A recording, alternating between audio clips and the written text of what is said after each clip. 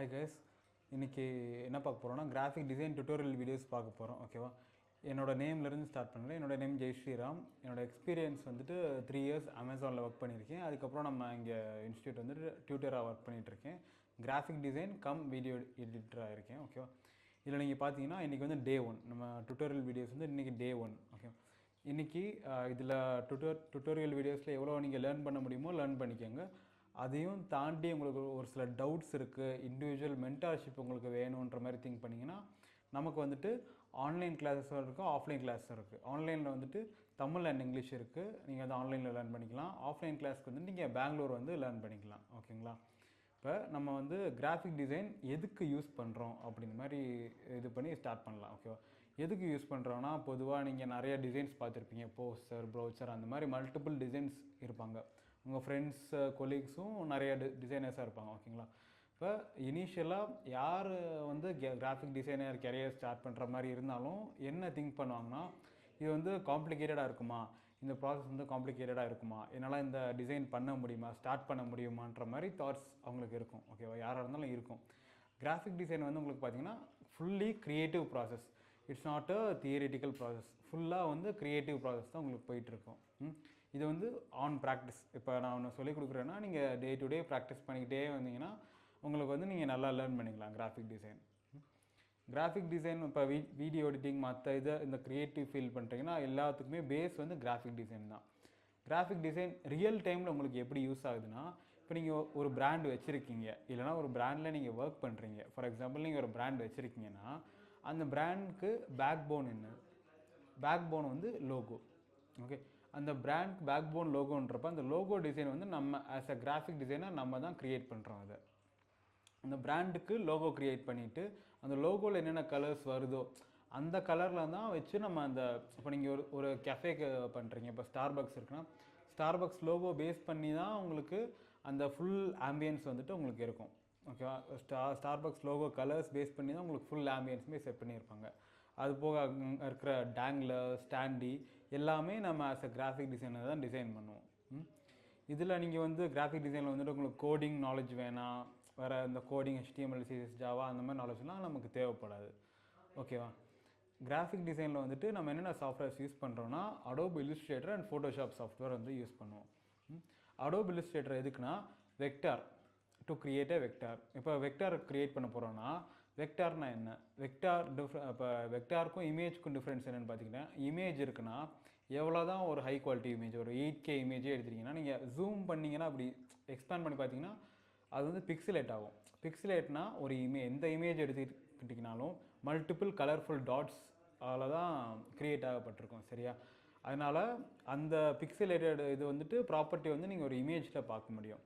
அது எது நீங்கள் வெக்டார் ஃபார்மேட்னு பார்த்துக்கிட்டிங்கன்னா நீங்கள் எவ்வளோ தான் ஜூம் பண்ணாலும் அது பிக்சலேட்டே ஆகாது. அந்த இது க்ரியேட் பண்ணுறதுக்கு அடோப் இல்லுஸ்ட்ரேட்டர் நம்ம யூஸ் பண்ணுறோம். அதுக்கடுத்து இல்லுஸ்ட்ரேட்டர் முடிச்சதுக்கப்புறம் ஃபோட்டோஷாப் நம்ம லேர்ன் பண்ணுவோம். ஃபோட்டோஷாப் வந்து எதுக்குன்னா ஃபுல்லி இமேஜ் பேஸ்ட். இல்லுஸ்ட்ரேட்டர் பார்த்தோம், நம்ம இல்லுஸ்ட்ரேட்டர் வந்து ஃபுல் ஃபார் க்ரியேட்டிங். இப்போ க்ரியேட் பண்ணுறதுக்கு இல்லுஸ்ட்ரேட்டர் யூஸ் பண்ணலாம். க்ரியேட் பண்ணதை எடிட் பண்ணணும், நான் இப்போ வந்து இமேஜை எடிட் பண்ணணும் அப்படின்னா அதுக்கு வந்து ஃபோட்டோஷாப் யூஸ் பண்ணலாம். இப்போ ஃபோட்டோஷாப்பில் நீங்கள் டிசைன் பண்ண முடியுமா, போஸ்டர்லாம் டிசைன் பண்ண முடியுமா, டிசைன் பண்ணலாம். மூவி போஸ்டர்ஸ் அந்த மாதிரி இதுக்கெலாம் ஃபோட்டோஷாப் யூஸ் பண்ணி டிசைன் பண்ணலாம். டிசைன்னா ஃபுல்லாக டிசைன் பண்ண முடியாது, ஒரு சில எடிட்டிங் பண்ணிக்கலாம். இப்போ ஒரு இமேஜ் இருக்குது, ஒரு டெக்ஸ்ட் இருக்குது, ஒரு லேயர் இருக்குன்னா அதை வந்து நீங்கள் ஃப்ரேம் பை ஃப்ரேம் வச்சிங்கன்னா ஒரு லைன் மாதிரி நடுவில் சென்டரில் வரும். அந்த லைனை வந்து ஹைட் பண்ணுறதுக்கு, அந்த இமேஜும் டெக்ஸ்ட்டும் பேக்ரவுண்டும் மர்ஜ் பண்ணுறதுக்கு உங்களுக்கு ஃபோட்டோஷாப் யூஸ் பண்ணணும். ஓகேங்களா, இல்லுஸ்ட்ரேட்டர், ஃபோட்டோஷாப், அதுக்கடுத்து நம்ம வந்து இன்டிசைன் அந்த மாதிரி பார்க்கலாம். அந்த மாதிரி ஒரு கரெக்டான ஒரு ஃப்ளோவில் நம்ம போனால் தான் ஒரு இதில் நம்ம லேர்ன் பண்ண முடியும். ஓகேவா, இப்போ நம்ம இல்லுஸ்ட்ரேட்டர் பார்த்தீங்கன்னா உங்களுக்கு இப்போ ஓப்பன் பண்ணோன்னா ஃபைல் நியூ கொடுக்குறோம். இப்போ வந்து நீங்கள் இல்லுஸ்ட்ரேட்டர் ஓப்பன் பண்ணோன்னா இந்த மாதிரி ஒரு இன்டர்ஃபேஸ் உங்களுக்கு தெரியும். இந்த மாதிரி இன்டர்ஃபேஸில் வந்துட்டு கஸ்டம் இருக்கும், சேவ்டு இருக்கும், மொபைல், வெப் பிரிண்ட் நிறைய ஆப்ஷன்ஸ் இருக்கும். இதில் நீங்கள் வந்து 1080 வந்துட்டு டிஃபால்ட்டாக இருக்குது. இல்லைனா நீங்கள் ரீசெண்டாக யூஸ் பண்ணதை வந்துட்டு இந்த பொசிஷனில் உங்களுக்கு காட்டும் கிளியராக. இதில் அன்டைட்டில் 3ன்னு இருக்குது. அன்டைட்டில் 3னா இதை ட்ராக் பண்ணிவிட்டு நீங்கள் என்ன நேம் வேணுமோ அங்கே வந்துட்டு நீங்கள் க்ரியேட் பண்ணி வச்சுக்கலாம். இப்போ நான் வந்து நியூ 1 அந்த மாதிரி க்ரியேட் பண்ணுறேன். ஃபர்தர் உங்களுக்கு வேணும்னாலும் நீங்கள் வந்து இதை எடிட் பண்ணிக்கலாம். ஓகேங்களா, இப்போ அதுக்கு அப்படியே நீங்கள் கீழே வந்தீங்கன்னா வித் ஹைட் எல்லாமே இருக்கும், இந்த எல்லா ஆப்ஷன்ஸும் இருக்கும். ஓகே, இந்த எல்லா ஆப்ஷன்ஸை கொடுத்துட்டு நம்ம க்ரியேட் கொடுத்தா தான் உங்களுக்கு வந்து ஒரு ஆர்ட் போர்டு க்ரியேட் ஆகும். ஓகே, ஆர்ட் போர்டுனா என்ன? ஆர்ட் போர்டுனா என்னென்னா, ஒரு ஆர்ட் போர்டுனா ஒரு பேட் மாதிரி நீங்கள் திங்க் பண்ணிக்கலாம். இப்போ நீங்கள் டெஸ்ட் எழுதுறீங்கன்னா பேட் யூஸ் பண்ணியிருப்பீங்க, பேட் மாதிரி திங்க் பண்ணிக்கலாம். அதாவது ஆர்ட் போர்டுனா ஒரு ஃப்ளாட் ஒயிட் ஷீட் மாதிரி இருக்கும் இந்த சாஃப்ட்வேருக்குள்ளே. அந்த ஃப்ளாட் ஒயிட் ஷீட்டில் தான் நம்ம டிசைன் பண்ண போகிறோம். அதுக்கு மேலே தான் நிறைய டிசைன் எலிமெண்ட்ஸ் வைக்க போகிறோம், டிசைன் எல்லாமே நம்ம பண்ண போகிறோம். ஓகேங்களா? இப்போ விட்த் இருக்குது, ஹைட் இருக்குது. விட்த்து 1080, ஹைட்டும் 1080 இருக்குது. மேக்ஸிமம் ஆஸ் அ டிசைனர் நீங்கள் லோகோ க்ரியேட் பண்ணாலும் சரி, இந்த வித்தும் ஹைட்டும் இந்த 1080 பிக்சல்லையே வச்சுருங்க இனிஷியலாக ஒர்க் பண்ணுறப்ப. அடுத்து நீங்கள் கிளைண்ட் ஒர்க் பண்ணுறப்ப அவங்க கேட்குறபடி இப்போ பேனர் வேணும், டேங்லர் வேணும், வேறு எக்ஸ்டர்னல் போஸ்டர் வேணும்னா அதுக்கேற்ற மாதிரி நீங்கள் சைஸ் வந்து அட்ஜஸ்ட் பண்ணி நீங்கள் வச்சுக்கலாம். அது வந்து உங்கள் விஷ் படி வச்சுக்கலாம். பேசிக்காக நீங்கள் லேர்ன் பண்ணுறப்ப 1080 வச்சு பண்ணுங்கள். நீங்கள் 1080 வச்சுட்டோம். பிஎக்ஸ்னு இருக்குது. பிஎக்ஸ்னு என்ன? பிக்சல்ஸ். இந்த ட்ராப் டவுனில் கிளிக் பண்ணிங்கன்னா பிக்சல்ஸ், பாயிண்ட், நிறைய ஆப்ஷன்ஸ் இருக்கும். இதில் நீங்கள் ரொம்ப கன்ஃபியூஸ் பண்ணிக்க வேணாம், ஃபீட்டு, இன்ச்சஸ் எதுவுமே கன்ஃபியூஸ் பண்ணிக்க வேணாம். பிக்சல்ஸ்லேயே நீங்கள் வச்சு தாராளமாக ஒர்க் பண்ணலாம். இதில் ஓரியன்டேஷன் இருக்குது. இது வந்து போர்ட்ரேட், இது வந்து லேண்ட்ஸ்கேப். போர்ட்ரேட்னா இது ஒன்று ஸ்கொயர் ஃபார்மேட், இந்த ஃபார்மேட்டில் வரும். உங்கள் மொபைல் வியூ இருக்கிறது போர்ட்ரேட். லேண்ட்ஸ்கேப்னா மொபைல் எப்படி டேர்ன் பண்ணால் எப்படி இருக்கும், உங்களோட சிஸ்டம் டெஸ்க்டாப் ஃப்ரேம் எப்படி இருக்கோ அது லேண்ட்ஸ்கேப். உங்களோட மொபைல் ஃபோன் ஸ்ட்ரைட்டாக வச்சா எப்படி இருக்குமோ அது வந்து போர்ட்ரேட். அடுத்து பார்த்தீங்கன்னா ஆர்ட் போர்டு 1 இருக்குது. இனிஷியலாக ஆர்ட் போர்டு 1 இருக்கலாம், வேறு 2, 3 இருந்துச்சுன்னா வேல்யூ வந்து நீங்கள் 1க்கு சேஞ்ச் பண்ணிடுங்க. அதுக்கு அடுத்து நீங்கள் கீழே பார்த்தீங்கன்னா ப்ளீடுன்னு இருக்குது. Bleed size, top, bottom, left, right, இந்த நிறைய ஆப்ஷன்ஸ் இருக்குது. இதில் நீங்கள் இனிஷியலாக நீங்கள் ப்ளீட் சைஸ் கொடுக்கணுமா? முதல்ல ப்ளீட்னா என்னன்னு நம்ம பார்ப்போம். ப்ளீட்னா என்னென்னா, நீங்கள் ஒரு டிசைன் பண்ணுறீங்க, டிசைன் பண்ணிவிட்டு அதை வந்து பிரிண்ட்டுக்கு கொடுக்குறீங்க. பிரிண்ட்டுக்கு கொடுக்குறப்ப டாப்பில், பாட்டமில், சைட்ஸில், லெஃப்ட், ரைட், இந்த இத்தனை சைட்ஸில் வந்து கட் ஆயிரும். நீங்கள் வந்து ப்ளீட் சைஸ் கொடுக்காம நீங்கள் வந்துட்டு உங்களோட டிசைனை சப்மிட் பண்ணிங்கன்னா பிரிண்டிங்க்கு, அப்படி நம்ம கொடுக்குறோன்னா அது கட் ஆகும். அதை அவாய்ட் பண்ணுறதுக்கு தான் நம்ம ப்ளீட் சைஸ் கொடுக்குறோம்.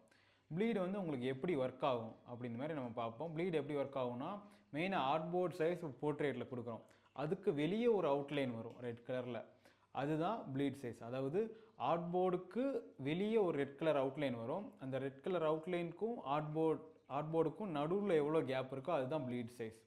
உங்களுக்கு ப்ளீட் சைஸ் தெரியல அப்படின்னா கிளைண்ட் ஒர்க்ஸ் பண்ணுறீங்கன்னா கிளைண்ட்டுகிட்டே நீங்கள் கேட்கலாம், இந்த ப்ளீடு என்ன ப்ளீட் சைஸ் கொடுக்கலான்ற மாதிரி கேட்கலாம். இல்லைனா பிரிண்டிங் பர்சன்ஸ்கிட்ட கேட்கலாம். ப்ளீட் வேல்யூ வந்துட்டு நம்ம வந்து பை மிஸ்டேக் 10, இப்போ பை டிஃபால்ட் 10 இருக்குது, நான் 10 கொடுத்துட்டேன், இப்போ எனக்கு 20, 30 மாற்றணுன்ற மாதிரி சொல்கிறாங்க, எப்படி நான் சேஞ்ச் பண்ணுறது அப்படின்லாம் யோசிச்சிங்கன்னா நம்ம டாக்குமெண்ட் க்ரியேட் பண்ணதுக்கு அப்புறமும் உள்ளுக்குள்ளே போய் நம்ம சேஞ்ச் பண்ணிக்கலாம், எடிட் பண்ணிக்கலாம் வேல்யூஸ். அதெல்லாம் ஒன்றும் ப்ராப்ளம் இல்லை நமக்கு. டிஃபால்ட்டாக நம்ம 10 கொடுத்துக்குறோம் ஆன் சேஃபர் சைட். 10 இருக்குன்னா இந்த ஆப்ஷன்ஸ் டாப், பாட்டம் எல்லாம் இருக்குது. இங்கே 10 கொடுத்தோன்னா எல்லா இடத்துலையும் நமக்கு 10 தான் இருக்கணும். அப்போ தான் நமக்கு ஈக்குவல் ஃப்ரேமிங்கில் வரும், நமக்கு கட்டாயி வர்றப்ப. அடுத்து இங்கே ஒரு லிங்க் மாதிரி இருக்குது. ஓகேவா? இந்த லிங்க் வந்துட்டு இப்படி இருந்தால் லிங்க் வந்துட்டு ஆனில் இருக்குதுன்னு அர்த்தம். இதை கிளிக் பண்ணிட்டீங்கன்னா இது பிரேக் ஆகிருக்கு, இங்கே நடுவில் கேப் இருக்குது, ஒரு பிரேக் ஆன மாதிரி ஒரு ஐக்கான் உங்களுக்கு டிஸ்பிளே ஆகும். லிங்க் வந்து நமக்கு பிரேக் ஆகிருக்குன்னா அப்போ 10 வேல்யூ இருக்குது, இப்போ 10க்கு பதிலாக நான் 20 அப்படின்னு கொடுத்துட்டு இப்படி இங்கே கிளிக் பண்ணிடுறேன். இங்கே வெளியே இங்கே கிளிக் பண்ணக்கூடாது, இதுக்குள்ளேயே நான் கிளிக் பண்ணுறேன்னா இங்கே மட்டும் உங்களுக்கு 20 மாறும், இங்கே வந்து 10 தான் இருக்கும், இங்கே வந்து வேல்யூஸ் உங்களுக்கு மாறாது. அப்படி நான் லிங்க்கு ஒரு வாட்டி கிளிக் பண்ணிட்டேன்னா ஒரு இடத்துல நம்ம ரீசெண்டாக என்ன அப்டேட் பண்ணியிருக்கோமோ அதுவே உங்களுக்கு மற்ற இடத்துலலாம் அப்டேட் ஆகிடும். இதுதான் ப்ளீடு சைஸ். ப்ளீடை வந்துட்டு ரொம்ப கன்ஃபியூஸ் பண்ணிக்கணும், எப்படி எந்த வேல்யூ கொடுக்குறது ஒன்றும் அண்டர்ஸ்டாண்ட் ஆகலைன்ற மாதிரி இருந்தால் நீங்கள் ப்ளீட் சைஸ் 0ல் கூட வச்சு ஒர்க் பண்ணலாம். அதனால் உங்களுக்கு டிசைனுக்கு எதுவும் பாதிப்பு இருக்காது. அடுத்து இப்போ அட்வான்ஸ் ஆப்ஷன்ஸ் இருக்குது. இப்போ இப்படி க்ளோஸ் ஆகிருக்கும், நம்ம இப்படி எக்ஸ்பேண்ட் பண்ணிக்கிறோம். எக்ஸ்பேண்ட் பண்ணிவிட்டு கலர் மோட் வந்துட்டு ஆர்ஜிபி கலரில் இருக்குது டிஃபால்ட்டாக. நம்ம ஒரு கிளிக் பண்ணிங்கன்னா ஆர்ஜிபி இருக்கும், சிஎம்ஒய்க்கு இருக்கும். ஆர்ஜிபி தான் நம்ம மெயினாக ஒரு டிசைனராக ஆர்ஜிபி தான் நம்ம மேக்ஸிமம் யூஸ் பண்ணுவோம். ஆர்ஜிபினா என்னென்னா ரெட், க்ரீன், ப்ளூ. இந்த red, green, blue format colour ஃபார்மேட்டில் வந்து யூஸ் பண்ணுற மாதிரி இருக்கும். ஆர்ஜிபியில் நீங்கள் கொடுத்தீங்கன்னா கலர்ஸில் உங்களுக்கு பாப்பப்பாக இருக்கும். இப்போ நீங்கள் ஒரு எக்ஸாம்பிளுக்கு ஒரு க்ரீன் கலர் கொடுக்குறீங்க, உங்கள் போஸ்டரில் வந்து பேக்ரவுண்ட் க்ரீன் கலர் இருக்குது, மற்ற எலிமெண்ட்ஸ்லாம் வச்சுருக்கீங்கன்னா நீங்கள் ஆர்ஜிபிக்கு பதிலாக சிஎம்ஒய்க்கே கொடுக்குறீங்கன்னா அது வந்து கொஞ்சம் டல்லாக இருக்கும். ஏன் டல்லாக இருக்குன்னா, இப்போ ஆர்ஜிபி வந்து நீங்கள் டிஜிட்டலாக ஷேர் பண்ணுறீங்கன்னா, நீங்கள் ஆர்ஜிபி கலர் மோட் கொடுத்துருங்க. உங்களுக்கு நீங்கள் ஒரு கலர் கோடு கொடுக்குறீங்கன்னா எக்ஸாக்டாக அது ஃபிட் ஆகி வரும் ஆர்ஜிபியில். சிஎம்ஒய்கே வந்து மேக்ஸிமம் பிரிண்டிங்காக யூஸ் பண்ணுவோம். நம்ம வந்து ஒரு டாக்குமெண்ட் க்ரியேட் பண்ணதுக்கப்புறமும் நீங்கள் சிஎம்ஒய்கே கொடுத்துக்கலாம். அது சேஞ்ச் பண்ணிக்கலாம், அது ஒன்றும் ப்ராப்ளம் இல்லை. அதனால் ஆர்ஜிபிலே நீங்கள் ஒர்க் பண்ணுங்கள்.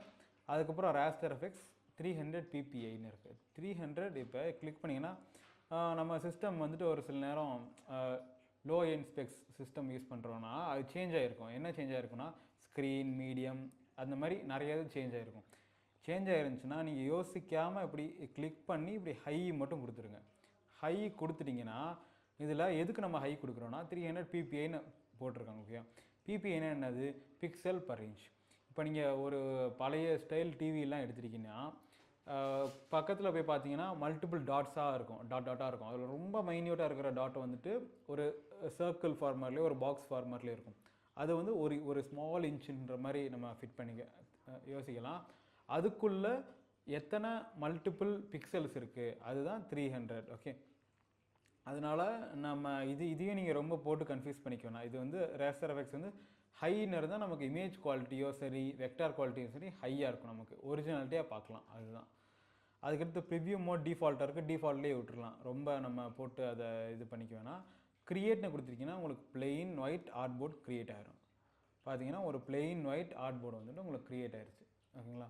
இப்போ இது வரைக்கும் நம்ம எப்படி ஒரு ஆர்ட்போர்ட் க்ரியேட் பண்ணுறதுன்ற மாதிரி நம்ம பார்த்துருக்கோம். இந்த ரெட் கலர் அவுட்லைன் தெரியும் உங்களுக்கு. இந்த ரெட் கலர் அவுட்லைன் தான் வந்து நம்ம ப்ளீட் சைஸ். இதுக்குள்ளே நம்ம வந்துட்டு சேஞ்ச் பண்ணிக்கலாம். எப்படி வேணால் அந்த ஆர்ட்போர்ட் சைஸையும் மாற்றிக்கலாம், உள்ள ஷேப் வச்சு எல்லாமே ஒர்க் பண்ணலாம். எப்படி இதை ஒர்க் பண்ணுறது, இந்த டூல்ஸ்னால் என்னது, மேலே என்னென்ன ஆப்ஷன்ஸ் இருக்குது, இதெல்லாம் நம்ம ஃபர்தர் அப்கமிங் வீடியோஸில் நம்ம டீட்டெயிலாக பார்த்துக்கலாம். ஓகேங்களா? இப்போ இது வரைக்கும் நம்ம பார்த்துருக்கோம். இதில் வந்துட்டு உங்களுக்கு வேறு ஏதாச்சும் டவுட்ஸ் இருக்குது, இல்லை எனக்கு இது அண்டர்ஸ்டாண்ட் ஆகலை, இந்த இடத்துல மட்டும் எனக்கு டவுட்டாக ஸ்பெசிஃபிக்காக இருக்குன்ற மாதிரி திங்க் பண்ணிங்கன்னா நம்ம கீழே கொடுத்துருக்குற வாட்ஸ்அப் நம்பரில் நீங்கள் காண்டாக்ட் பண்ணி கேட்கலாம். இல்லைனா நீங்கள் கமெண்ட் செக்ஷனில் கமெண்ட் போடலாம். அதெல்லாம் நம்ம கிளியர் பண்ணுவோம் டவுட்ஸ். ஓகே.